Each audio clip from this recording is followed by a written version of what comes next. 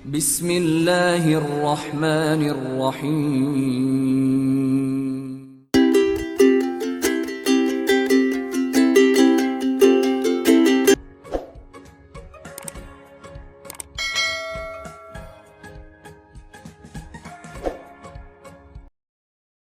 Oke, baik.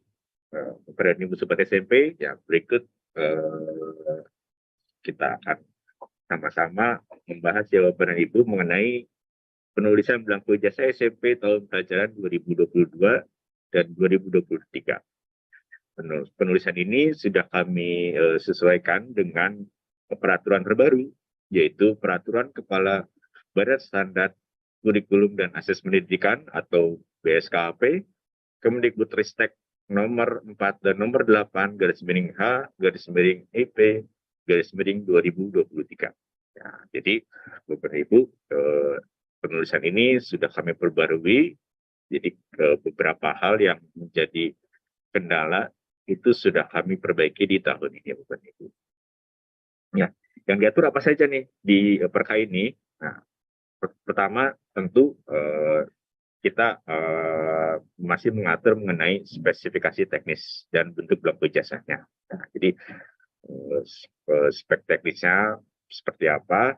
Karena di sini banyak pengalaman-pengalamannya Bapak dan Ibu ya. Mungkin nanti Bapak dan Ibu yang belum pernah melihat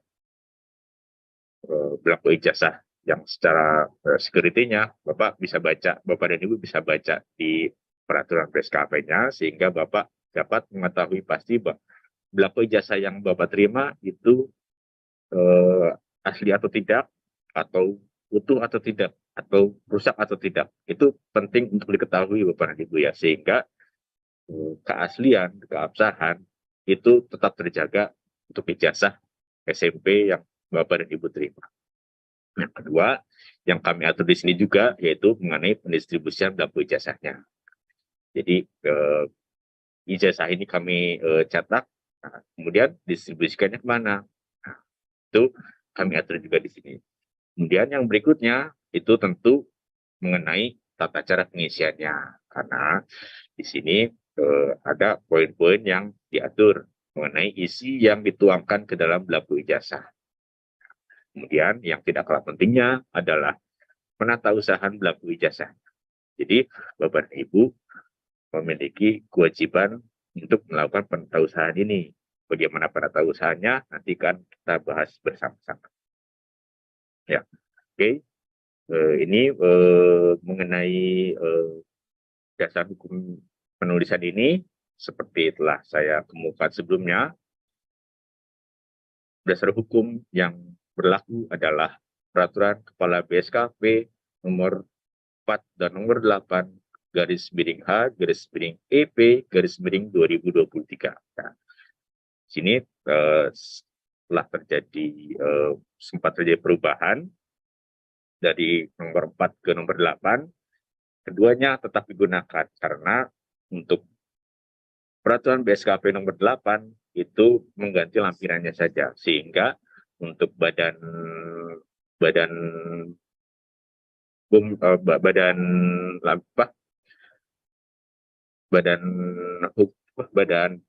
per Beskapnya itu masih menggunakan yang nomor 4. Jadi masih tetap berlaku ya Bapak Ibu untuk nomor 4-nya.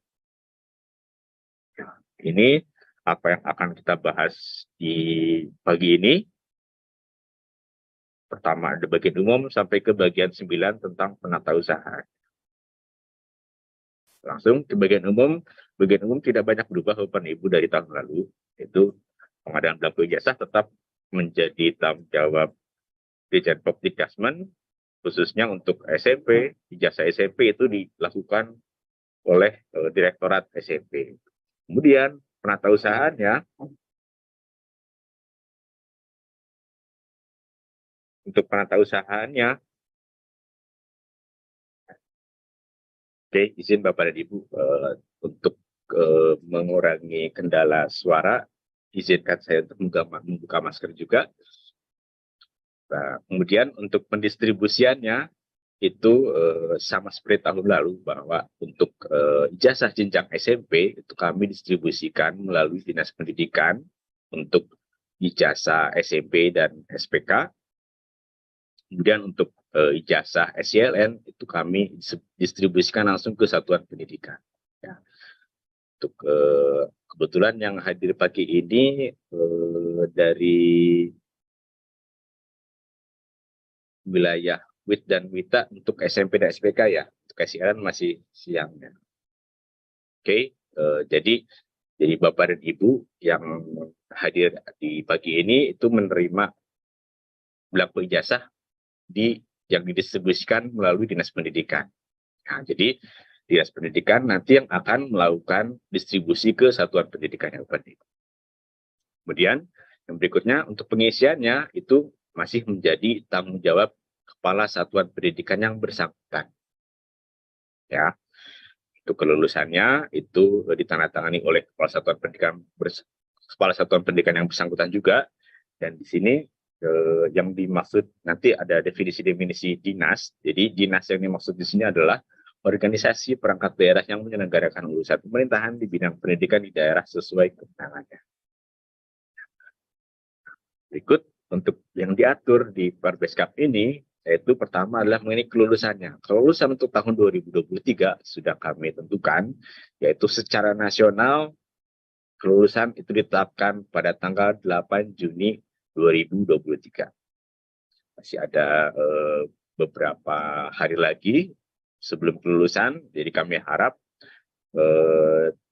belangko ijazah itu sesuai dengan informasi itu setelah sampai semua di dinas kabupaten kota, sehingga kami harap belangko ijazah yang Bapak dan Ibu sudah terima itu didistribusikan segera ya Bapak dan Ibu ke satuan pendidikan, karena satuan pendidikan pun pastinya perlu melakukan untuk pengecekan belangko ijazahnya juga, dan juga perlu waktu untuk melakukan penulisannya Bapak dan Ibu ya. Jadi kami harap Bapak dan Ibu setelah menerima belangko ijazah dari kami segera cek, kemudian apabila sudah lengkap, sudah baik semua kondisinya, harap segera distribusikan ke satuan pendidikan ya Bapak dan Ibu, sehingga satuan pendidikan memiliki banyak waktu juga untuk melakukan pengecekan dan juga penulisan sebelum dibagikan ke penerima ijazahnya. Nah, baik. Kemudian ketentuan tentang SKL juga masih sama, yaitu surat keterangan lulus itu diberikan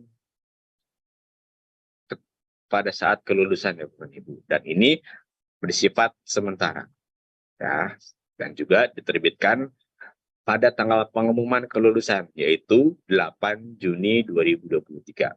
Isinya apa saja SKL-nya? Isinya itu sekurang-kurangnya mencantumkan rata-rata nilai peserta didik yang sama dengan nilai yang akan ditulis dalam belangko ijazah. Saya tekankan lagi, isinya adalah sekurang-kurangnya mencantumkan rata-rata nilai peserta didik yang sama dengan nilai yang akan ditulis dalam belangko ijazah. Jadi nilai yang ditulis dalam SKL itu jangan berbeda dengan nilai yang akan ditulis di belangko ijazah. Nah, kemudian berikutnya ijazah itu diberikan paling lambat 15 hari kerja sejak tanggal diterimanya belangko ijazah oleh satuan pendidikan. Nah, oleh karenanya tadi seperti saya katakan sebelumnya bahwa belangko ijazah yang sudah diterima oleh Bapak dan Ibu segera didistribusikan satuan pendidikan, sehingga satuan pendidikan itu memiliki waktu untuk melakukan pengecekan dan penulisan belangko ijazah, karena diberikan paling lambat 15 hari kerja sejak tanggal diterima belangko ijazah oleh satuan pendidikan ya. Harap Bapak dan Ibu sudah memiliki perhitungan waktu ya Bapak dan Ibu ya, karena 8 Juni itu beberapa hari dari hari ini.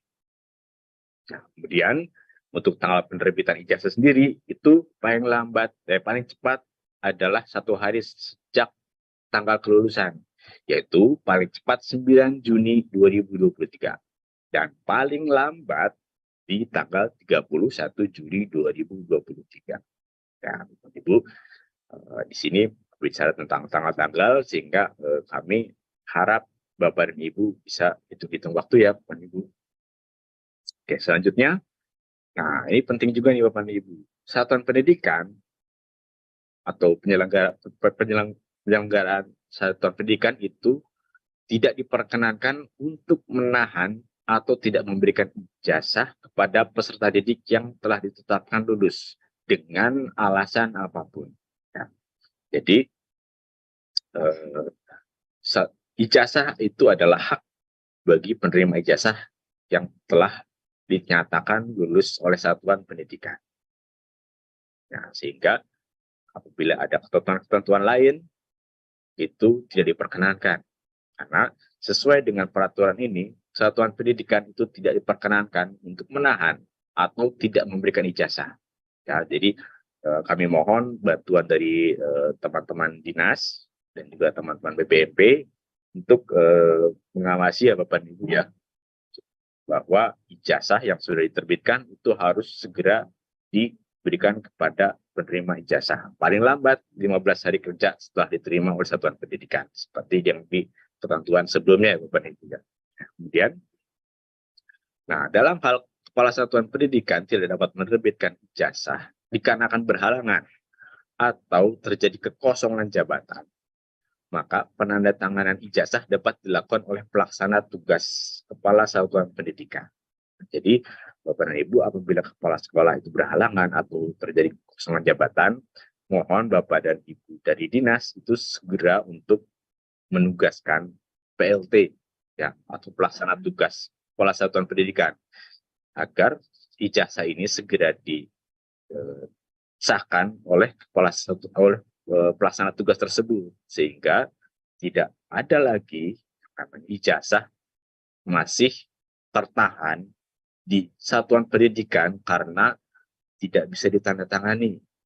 Entah itu kepala sekolahnya sakit panjang atau misalkannya sedang ada tugas lama atau misalkannya pensiun atau terjadi kepala sekolahnya meninggal dunia, sehingga ijazah yang sudah ditulis tidak bisa ditandatangan. Nah, ini kami harap kejadian-kejadian seperti ini tidak terjadi lagi ya Bapak Ibu. Jadi apabila terjadi kepala sekolahnya berhalangan atau terjadi kekosongan jabatan, harap segera menugaskan PLT untuk satuan pendidikan. Ya. Kemudian ketentuan berikutnya masih sama seperti tahun lalu, bahwa siswa pemilik ijazah yang sudah pindah domisili dapat mengambil ijazah ke satuan pendidikan yang menerbitkannya, tidak ke satuan pendidikan yang lainnya.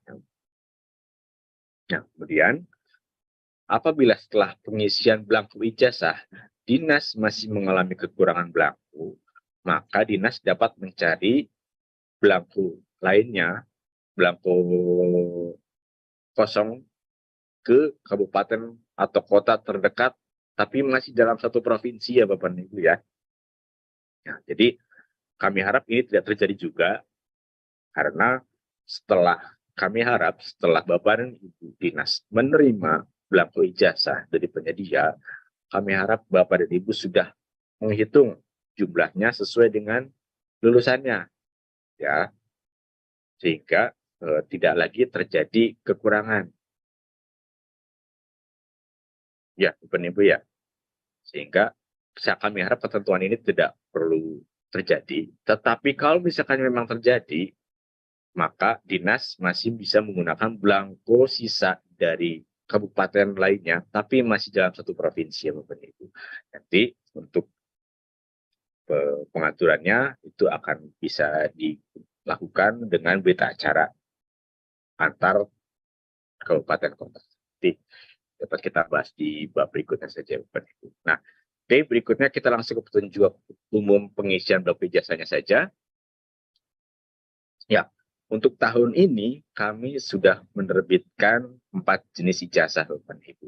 Satu untuk ijazah yang menggunakan kurikulum 2013, dan juga ada juga ijazah untuk sekolah yang menggunakan kurikulum merdeka, karena kami mendapatkan permohonan bahwa di tahun ini sudah ada lulusan yang menggunakan kurikulum merdeka. Kemudian untuk yang berikutnya, ijazah SLN masih ada, dan juga ijazah SPK juga kita terbitkan juga. Bentuknya masih sama, ijazah terdiri dua muka dicetak bolak-balik, di mana di depannya itu ada identitasnya, dan di belakangnya itu adalah halaman daftar yang berisi daftar nilai dari lulusan.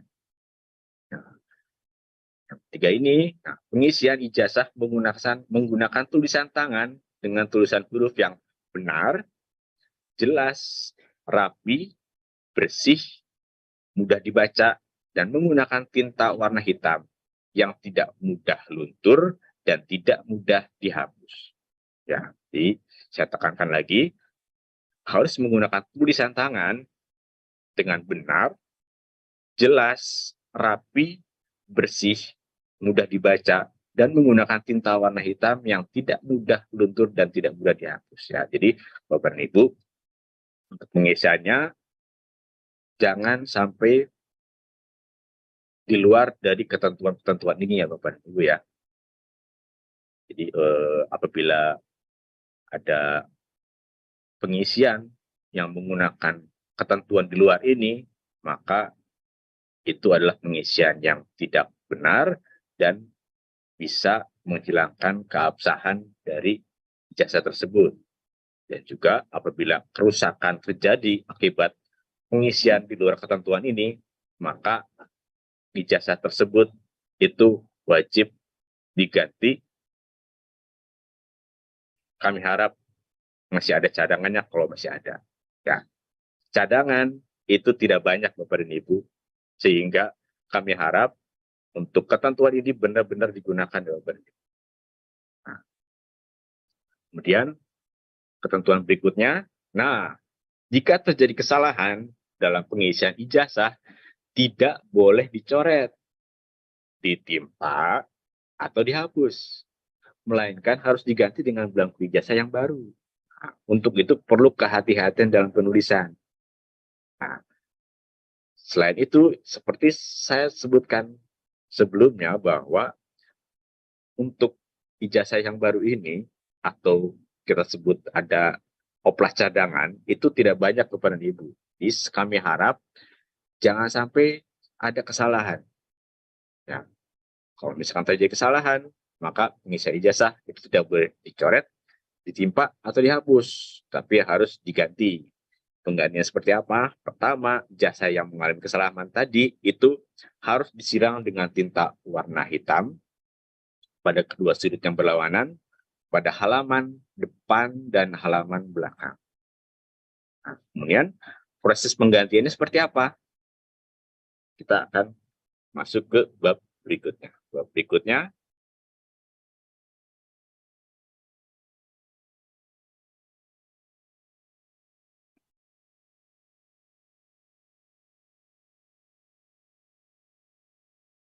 ya tentang penggantian belangko ijazah. Kita lihat. Nah, apabila terjadi kesalahan, maka ijazah yang salah tadi itu dilakukan pencoretan seperti ini ya Bapak dan Ibu ya. Menggunakan tinta hitam, disilang dari sisi atas kanan atas ke kiri bawah, dan dari kiri atas ke kanan bawah seperti ini. Kemudian belangko ini diganti dengan belangko yang baru. Kemudian setelah diganti yang baru, jangan lupa diisi dengan cara yang benar dan penuh kehati-hatian sehingga tidak lagi terjadi kesalahan penulisan ijazah ya Bapak Ibu ya. Nah, digantinya kemana? Nah, untuk di sini SMP reguler dan SPK itu penggantian dilakukan dengan Dinas Pendidikan. Nah, jadi ijazah yang tadi sudah dicoret silang tadi, kemudian dikembalikan ke dinas, kemudian untuk diganti dengan belangko ijazah yang baru. Nah, penggantiannya itu menggunakan berita acara penggantian yang ditandatangan oleh Kepala Satuan Pendidikan dan atau Dinas Pendidikan. Nah, kemudian apabila Bapak dan Ibu memiliki SMP dengan kondisi geografis yang sulit diakses, ya, seperti misalkannya untuk menuju ke sekolah tersebut itu membutuhkan waktu 3 hari 3 malam perjalanan menggunakan perahu atau menerobos hutan belantara, itu masuk ke dalam kategori SMP dengan kondisi geografis yang sulit diakses. Untuk SMP ini, kami harap belangko yang didistribusikan itu sudah dibarengkan dengan belangko ijazah cadangannya. Sehingga apabila di sekolah tersebut terjadi kesalahan penulisan, sekolah tersebut tidak perlu untuk melewati 3 hari 3 malam tersebut dan menantang maut seperti tadi untuk hanya mengganti belangko ijazah yang salah tulis dengan belangko ijazah yang baru. Ya, jadi Bapak dan Ibu, untuk SMP dengan kondisi geografis yang seperti ini, belangko ijazah yang didistribusikan itu sudah berbarengan dengan belangko ijazah cadangannya. Nah, jadi kami harap tidak terjadi kesalahan, tapi kalau misalkan terjadi kesalahan, ketentuannya seperti itu. Kemudian, untuk contoh berita acaranya seperti ini, Bapak dan Ibu dapat mengecek untuk formatnya di Perka BSKP nomor 8, itu tepatnya di lampiran 2-nya, di halaman 136 dan 137. Jadi untuk SMP dan SPK itu menggunakan belangko yang sebelah kiri, dan untuk SILN dan SMP yang dengan kondisi geografis yang sulit diakses itu menggunakan berita acara yang sebelah kanan.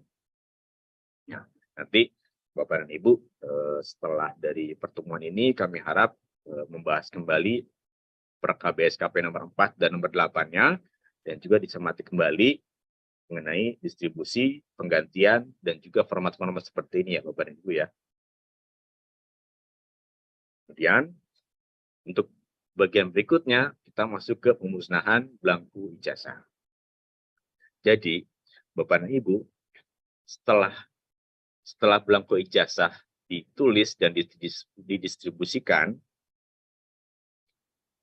belangko ijazah yang masih ada sisa, atau di sini istilahnya adalah belangko ijazah yang tidak terpakai, dan juga belangko ijazah yang mengalami kesalahan pengisian tadi yang dicoret tadi ya Bapak dan Ibu ya, itu wajib dikembalikan ke Dinas Pendidikan disertai dengan berita acara pengembalian. Nah, untuk berita acaranya ditandatangani oleh Kepala Satuan Pendidikan dan Kepala Dinas atau Cabang Dinas. Kemudian untuk berita acaranya itu jangan lupa diarsipkan di sekolah dan juga diarsipkan di Dinas Pendidikan ya Bapak dan Ibu ya, untuk berita acaranya. Kemudian belangko ijazah yang dikembalikan tadi itu kemudian digabungkan dengan belangko ijazah cadangan yang ada di Dinas Pendidikan untuk dilakukan pemusnahan. Pemusnahan ini itu wajib disaksikan oleh kepala dinas dan kepolisian. Itu ya, saya ulangi, untuk pemusnahannya wajib disaksikan oleh kepala dinas dan kepolisian, dan juga disertai dengan berita acara yang ditandatangani oleh kepala dinas dan kepolisian.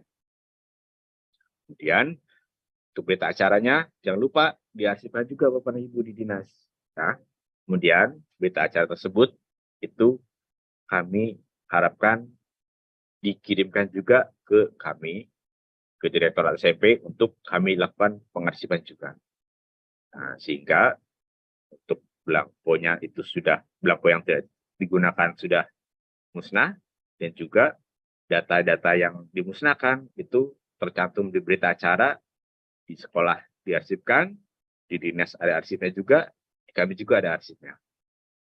Dan untuk tanggalnya itu paling lambat di tanggal 31 Desember 2023. Saya ulangi Bapak dan Ibu ya, pemusnahannya itu dilaksanakan oleh dinas, disaksikan oleh kepolisian, paling lambat di tanggal 31 Desember 2023. Jadi kami harap di tahun 2024 itu sudah tidak ada lagi belangko ijazah yang mengalami kerusakan dan tidak terpakai. karena wajib dimusnahkan di tanggal 31 Desember ini paling lambat. Kemudian untuk contoh format untuk berita acara pemusnahannya dapat dilihat di sini, sama itu di lampiran per KBSKP nomor 8 di lampiran 2 halaman 139 dan 140. Ya, Bapak dan Ibu. Jadi kami harap Bapak dan Ibu setelah di pertemuan ini benar-benar dicermati ya Bapak dan Ibu ya untuk perkanya. Kemudian bagian berikutnya kita masuk ke penatausahaan belangku ijazah. Nah, jadi Bapak dan Ibu, untuk penatausahaan ini merupakan kewajiban kita semua ya Bapak dan Ibu ya. Mulai di satuan pendidikan, dinas pendidikan, dan juga di direktorat SMP. Nah, kewajibannya di bagian mana saja? Kita masuk untuk di satuan pendidikan, itu wajib melakukan penatausahaan mulai melalui pencatatan dan penyimpanan baik secara fisik maupun digital. Ya, jadi pencatatannya itu bisa secara fisik tulis tangan maupun digital atau terkomputerisasi. Ya, yang ditatausahakan apa saja? Yaitu seminimalnya mengandung data pemanfaatan, pemusnahan, dan pengembalian belangku ijazah. Nah, jadi data yang dicatat apa saja, itu pemanfaatannya, berapa ijazah yang dimanfaatkan, berapa ijazah yang dimusnahkan, dan berapa ijazah yang dikembalikan ke dinas pendidikan. Dan jangan lupa yang dicatat itu wajib mengandung nama provinsinya, kabupaten kotanya, NPSN sekolah, nama satuan pendidikan, dan identitas penerima ijazah. Ya, jadi penerima ijazahnya ada, sekolahnya di mana, di kabupaten mana, di provinsi mana, itu bisa kita detek Bapak dan Ibu ya, karena sudah kita tata usahakan. Dan juga tanggal penerbitan ijazahnya. Nah, jadi data-data ini harus ada dan dicatat di satuan pendidikan ya Bapak dan Ibu ya. Untuk contohnya dapat dilihat di perkanya di lampiran 2 di halaman 141. Nah, kemudian satuan pendidikan wajib mengirimkan hasil penatausahaannya ke dinas pendidikan untuk ditata usahakan di dinas pendidikan. Nah, untuk dinas pendidikan, nah ini kewajiban Bapak Ibu nih, dinas pendidikan. Apa saja yang dicatat? Sama, bisa dicatat secara fisik maupun digital. Jadi data hasil penatausahaannya dikumpulkan dan juga dapat dilakukan secara digital juga atau terkomputerisasi. Sama yang ditata usahakan sama pemanfaatannya, pemusnahannya, dan pengembaliannya. Jadi berapa jasa yang dimanfaatkan oleh satuan pendidikan, berapa yang dimusnahkan oleh dinas, dan berapa yang dikembalikan oleh satuan pendidikan ke dinas. Ya. Yang dicatat sama datanya adalah provinsinya, kabupaten kotanya harus ada, NPSN sekolah yang melakukan penatausahaan, nama satuan pendidikannya, dan juga identitasnya sama. Jadi semua data yang dilakukan oleh satuan pendidikan, Bapak kumpulkan dan menjadi satu laporan utuh. Laporan penatausahaan ijazah di dinas pendidikan. Formatnya sama ada di Perka juga. Nanti Bapak dan Ibu kita cermati ya untuk formatnya. Kemudian apa saja yang diarsipkan di SMP, di sekolah, apa saja yang diarsipkan di dinas, dan apa saja yang diarsipkan di direktorat SMP. Nah, ini kewajiban satuan pendidikan, kewajiban dinas pendidikan, dan kewajiban SMP dan direktorat SMP ada di sini. Pertama, berita acara serah terima belangku ijazah yang salah dan penggantiannya antara dinas dan sekolah. Ya, pengembalian tadi ya, Bapak dan Ibu ya, jika ada, ya kami harap tidak ada, tapi kalau misalnya ada, harus disertai dengan berita acara serah terima belangko ijazah yang salah dan penggantiannya antara dinas dan sekolah. Kemudian yang berikutnya adalah berita acara penggantian belangko ijazah yang salah atau rusak oleh sekolah jika ada. Ini dilakukan oleh SMP yang memiliki kondisi geografis yang sulit diakses. Tentukan dua ini ya. Karena kan ijazah cadangan itu sudah didistribusikan langsung sehingga penggantiannya itu dilakukan oleh satuan pendidikan sendiri, tapi tetap harus disertai dengan berita acara penggantian belangko ijazah. Dan yang ketiga, kita usahakan adalah berita acara pemusnahannya. Berapa yang dikembalikan oleh sekolah, berapa ijazah yang tidak digunakan di dinas pendidikan, itu dimusnahkan dan dibuat BA-nya, BA pemusnahan. Kemudian datanya, data pemanfaatannya berapa, penggantiannya berapa, dan pengembaliannya berapa. Itu diarsipkan di sekolah, di satuan pendidikan. Kemudian rekapnya itu diberikan ke dinas pendidikan atau cabang dinas untuk dilakukan pengarsipan. Kemudian dinas pendidikan memiliki kewajiban untuk menyampaikan rekapitulasinya tersebut ke Direktorat SMP. Itu kami arsipkan juga. Sehingga data mengenai penerima ijazah itu kita semua punya Bapak dan Ibu ya. Di SMP ada, di dinas ada, dan di kami pun ada. Kemudian CLN, nah kita masuk ke contoh penulisannya. Tadi kan ketentuannya sudah ya, harus tulis tangan, benar, rapi, mudah terbaca, tidak mudah dihapus, dan menggunakan tinta hitam. Ya. Di sini contoh penulisannya untuk ini penampilan setelah ditulis ya Bapak dan Ibu ya. Kita langsung bahas saja ke apa saja isinya ya.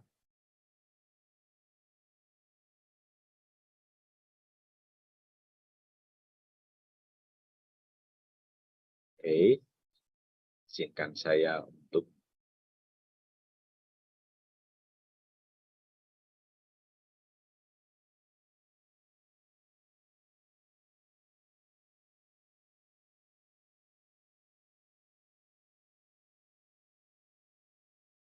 penulisan untuk ijazah SMP dan SPK jenjang SMP. Nah, halaman depannya seperti ini.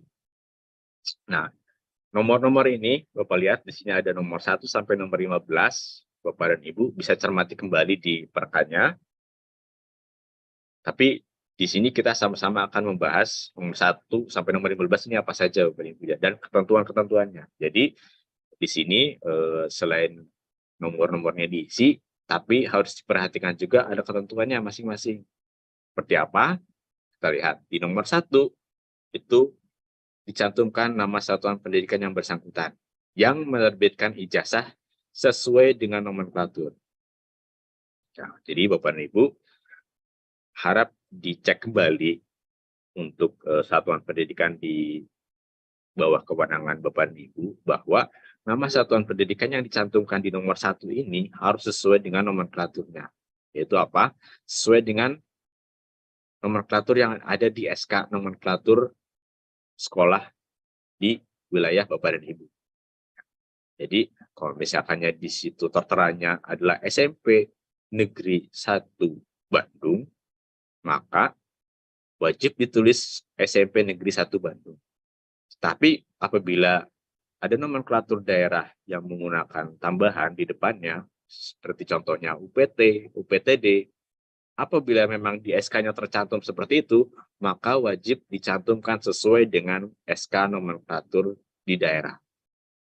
Nah, kemudian apabila terjadi perbedaan dengan nama yang tercantum di Dapodik, maka nama yang dicantumkan tetap menggunakan nama yang sesuai dengan SK nomenklatur di daerah. Dapodiknya bagaimana? Untuk ini Dapodiknya, kami harapkan Bapak dan Ibu untuk menginstruksikan satuan pendidikan di bawah Bapak dan Ibu untuk segera melakukan update nama di Dapodik disesuaikan dengan nama yang tercantum di SK nomenklatur, ya, Bapak. Sehingga kami harapkan nama yang di ijazah, nama yang di SK, dan nama yang di Dapodik nanti akan sesuai. Ya. Apabila belum sesuai, yang di Dapodik belum sesuai, segera sesuaikan ketika update Dapodik. Ya. Nanti apabila ada pertanyaan lebih lanjut, nanti akan kita bahas di berikutnya. Kemudian di nomor 2 itu dicantumkan NPSN sekolah yang menerbitkan ijazah. Nomor pokok sekolah nasional yang menerbitkan ijazah. Untuk nomor 3-nya itu dicantumkan nama nomenklatur kabupaten kota tanpa mencoret. Ya. Nama nomenklatur kabupaten kota tanpa mencoret. Merujuk pada ketentuan peraturan perundangan mengenai kode data wilayah administrasi pemerintahan dan pulau dikeluarkan oleh Permendagri. Ya, untuk contohnya seperti apabila diterbitkan oleh satuan pendidikan yang berkedudukan di Kota Bandung, maka cukup ditulis Bandungnya saja, tanpa menambahkan kota, tanpa mencoret kabupatennya. Jadi, kalau misalkannya di sini diterbitkan di Kota Bandung, cukup tuliskan Bandungnya saja. Apabila diterbitkan oleh Kabupaten Bandung, sama, cukup mencantumkan Bandungnya saja tanpa mencoret kota, tanpa menambah tulisan kabupaten atau kap titik. Nah, ini untuk yang poin nomor 3. Nanti untuk poin yang daerah lain, nanti ada lagi ketentuannya. Berikutnya saja dulu. Yang keempat adalah nama provinsi tempat satuan pendidikan. Sama, mengacunya ke Permendagri. Kemudian untuk nomor 5, dicantumkan nama peserta didik pemilik ijazah yang menggunakan huruf kapital seluruhnya. Ya, jadi nama peserta didiknya harus kapital ya, Bapak dan Ibu ya. Seluruhnya, tidak hanya depannya saja. Untuk contoh di sini adalah Budi Darmono. Budi Darmononya dari B sampai O itu huruf kapital seluruh. Kemudian tempat dan tanggal lahir peserta didik pemilik ijazah dicantumkan di nomor 6. Contohnya di sini, apabila lahir di Kota Serang di tanggal 17 Januari 2005, maka dituliskan Kota Serang, 17 Januari 2005. Ketentuan tambahannya, poin 5 dan poin 6, nama peserta didik dan tempat tanggal lahir, itu harus sama dengan yang tercantum pada akta kelahiran atau dokumen kelahiran yang sah, sesuai dengan peraturan perundang-undangan atau ijazah yang diperoleh dari satuan pendidikan jenjang di bawahnya. Ya, jadi Bapak dan Ibu, nomor 5 dan nomor 6 ini harus sesuai dengan akta kelahiran atau dokumen kelahiran yang sah. Tapi bisa disesuaikan dengan ijazah yang diperoleh dari satuan pendidikan jenjang di bawah. Dan nomor 7 itu dicantumkan nama ayah, ibu, atau wali pemilik ijazah. Jadi kalau orang tua wali ini diisi dengan nama ayah, ibu, atau wali pemilik ijazah. Kemudian untuk nomor 8, nomor induk siswa pemilik ijazah. Jadi NIS ya, Bapak Ibu, ada NIS, ada NISN. Untuk nomor 8 ini yang dicantumkan adalah nomor induk siswa pemilik ijazah pada satuan pendidikan yang bersangkutan seperti tercantum pada buku induk. Nah, nomor 9-nya baru diisikan oleh NISN, nomor induk siswa nasional pemilik ijazah. Yaitu NISN itu apa? Yaitu nomor pengenal identitas peserta didik yang bersifat unik, standar, dan dibuat oleh sistem Kemdikbudristek. Nah, apabila satuan pendidikan memiliki kesulitan untuk mengakses NISN ini, dapat mengakses ke laman ini. Tapi saya yakin apabila di siswa SMP itu pasti sudah tidak kesulitan karena PPDB sekarang sudah wajib mencantumkan NISN. Ya, tapi apabila kesulitan, Bapak dan Ibu bisa mengakses di laman ini. Nah, kemudian untuk nama kabupaten tempat penerbitan, ini ketentuannya berbeda dengan kedudukan SMP tadi ya Bapak dan Ibu ya. Kalau tadi kan cukup dicantumkan Bandungnya saja. Tapi untuk tempat penerbitannya itu harus dituliskan secara lengkap. Contohnya di sini, ketika ijazah ini diterbitkan di Kabupaten Bandung, maka wajib dituliskan kabupatennya. Jadi contohnya Kabupaten Bandung harus ditulis secara lengkap. Untuk kabupaten dapat disingkat jadi kap titik, tetapi untuk Bandungnya tidak boleh disingkat BDG atau Bandung. Nanti saru dengan Bandung. BDG juga sama. Oleh karenanya, untuk nama kabupaten kotanya ditulis lengkap. Tapi untuk kap itu bisa disingkat kap titik. Kalau misalnya diterbitkan di kota bagaimana? Ya tentu dituliskan kota Bandung. Ya, jadi Kabupaten Bandung tulis lengkap. Kalau misalkan diterbitkan di Kota Bandung, maka tuliskan Kota Bandung juga. Berikutnya, nah untuk tanggal penerbitannya ini dituliskan secara lengkap juga. Beberapa waktu yang lalu kami mendapatkan pertanyaan, kalau misalkannya diterbitkan di tanggal yang angkanya tunggal, itu perlu dituliskan 0 atau tidak? Tidak perlu Bapak dan Ibu. Penulisannya cukup 1 digitnya saja. Ya, 1 digitnya, yaitu contohnya kalau di sini 9 Juni 2023, maka cukup ditulis 9 Juni 2023. Tidak perlu ditulis angka 0 di depan angka 9. Ya, jadi bukan 09, tetapi langsung 9 Juni 2023. Kemudian untuk nomor 13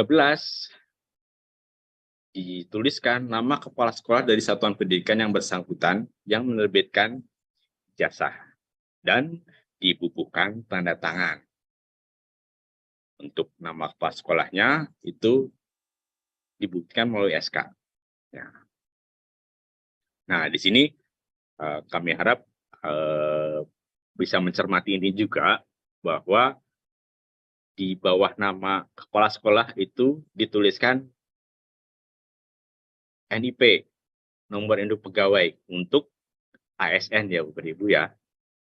Tetapi kalau misalkannya kepala sekolah tersebut berstatus bukan ASN, itu cukup diisi dengan 1 buah strip.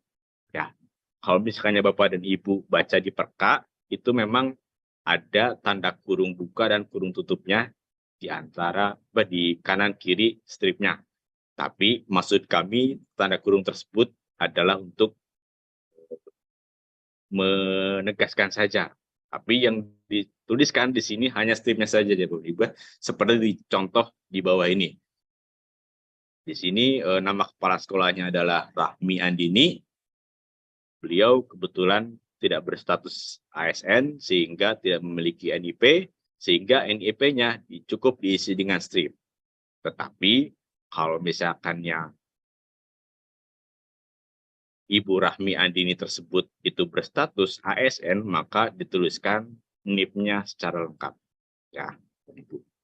Kemudian ketentuan berikutnya, bagi kepala sekolah yang berstatus pelaksana tugas atau PLT, itu tidak perlu mencantumkan tulisan PLT pada kolom nama atau jabatan. Ya, saya tegaskan lagi bahwa kepala sekolah yang berstatus pelaksana tugas atau PLT itu tidak perlu mencantumkan tulisan PLT pada kolom nama atau jabatan.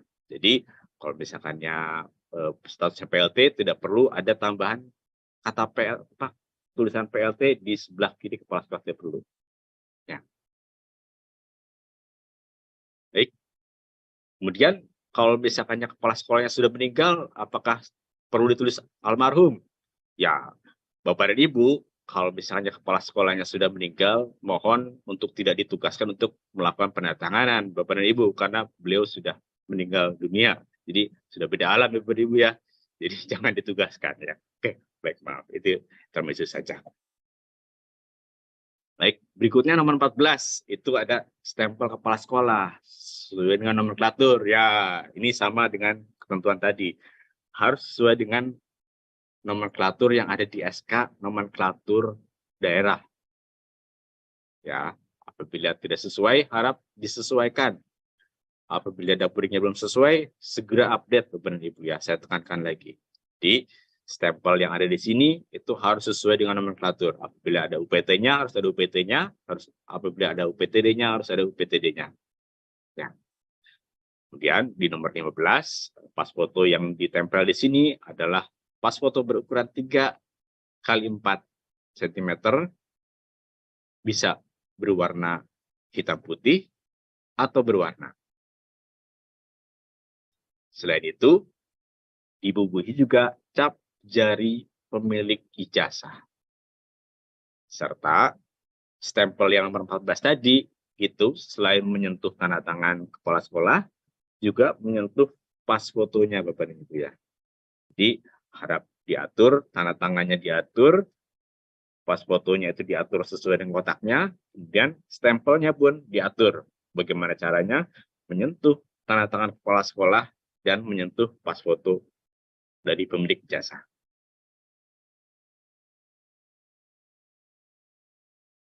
Kemudian kita beranjak itu untuk pengaturan petunjuk pengisian halaman depannya Bapak Ibu ya. Kemudian untuk halaman belakangnya bagaimana?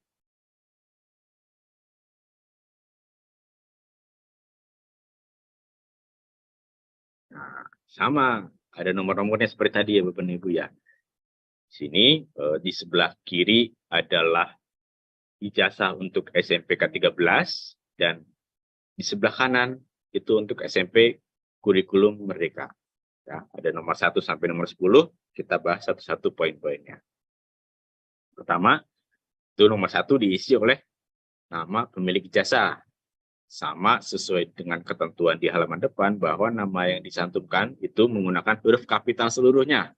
Budi Darmono dituliskan satu persatu hurufnya itu merupakan huruf kapital. Kemudian tempat tanggal lahirnya sama seperti ketentuan di depan, disebutkan kotanya dan juga tanggal kelahirannya secara lengkap. Dan poin 1 dan poin 2 ini harus sama dengan tercantum pada akta kelahiran atau dokumen kelahiran yang sah sesuai dengan peraturan perundang-undangan atau ijazah yang diperoleh dari satuan pendidikan jenjang di bawahnya. Ya, jadi Bapak dan Ibu, poin 1 dan poin 2 ini ketentuannya sama dengan poin 5 dan poin 6 di halaman depan. Dan nama dan tanggal lahir yang dituliskan di halaman depan juga harus sama dengan poin 1 dan poin 2 di halaman belakang. Ya. Kemudian di nomor 3 itu NIS pemilik ijazah, sama ketentuannya NIS-nya, dan juga nomor 4 itu dicantumkan NISN pemilik ijazah. Kemudian di poin nomor 6 dicantumkan nilai yang diperoleh dari satuan pendidikan sesuai dengan ketentuan pada Peraturan Menteri Pendidikan Kebudayaan Riset dan Teknologi Nomor 21 Tahun 2022 tentang standar penilaian pendidikan pada pendidikan anak usia dini, jenjang pendidikan dasar, dan jenjang pendidikan menengah. Nah, jadi untuk penilaiannya itu diserahkan ke satuan pendidikan sesuai dengan Permendikbudristek Nomor 21 Tahun 2022. Nah, jadi Bapak dan Ibu, kami harap setelah pertemuan ini selain mencermati Perka nomor 4 dan nomor 8 tahun 2023 juga mencermati kembali bersama satuan pendidikan Permendikbudristek nomor 21 tahun 2022 tentang standar penilaian pendidikan. Ya. Jadi sehingga Bapak dan Ibu beserta satuan pendidikan itu tidak kembali karena di sini semua sudah diatur di Permendikbudristek. Kemudian di nomor 7 nilai yang ada di permapel di atasnya itu kemudian dirata-ratakan. Ya. kita ratakan dengan skala 0 sampai 100 dengan pembulatan 2 angka di belakang koma. Di sini contohnya 72,495 itu dibulatkan ke atas menjadi 72,50. Sedangkan untuk 85,754 dibulatkan menjadi 85,75. Ya.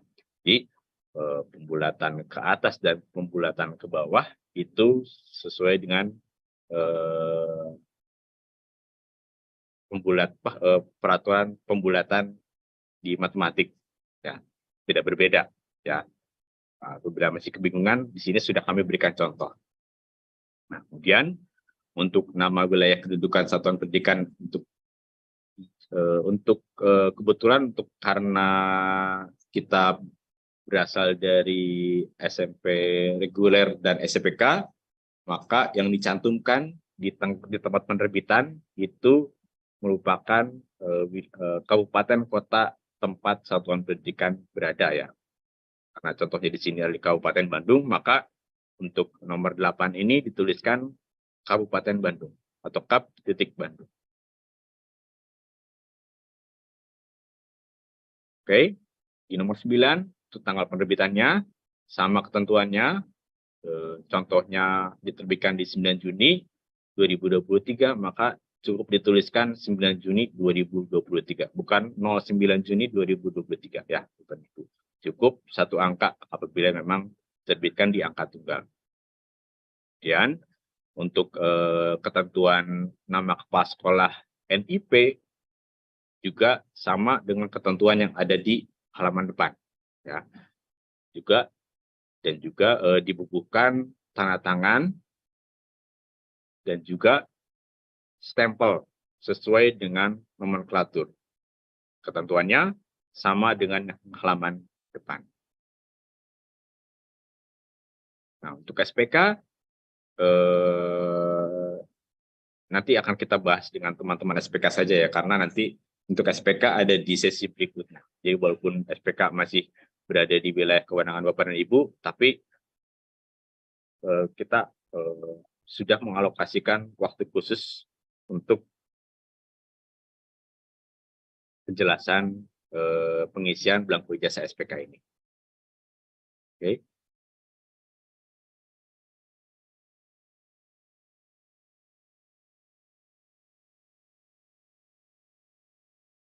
Nah, berikut tadi barusan kita sudah membahas bagaimana tata cara penulisannya. Contohnya seperti ini, ya. Jadi bertanda tangan di bawah ini Kepala SMP Negeri 1 Angkasa Pelangi. Di sini kebetulan di SK-nya memang dituliskan SMP Negeri 1 Angkasa Pelangi, maka yang dituliskan di sini adalah nama sesuai dengan SK nomenklatur. Berikutnya adalah FPSN-nya. Nah, kabupaten kota di mana sekolah itu berada. Kalau di sini contohnya itu adalah di Kota Sukabumi, maka cukup dituliskan Sukabuminya saja.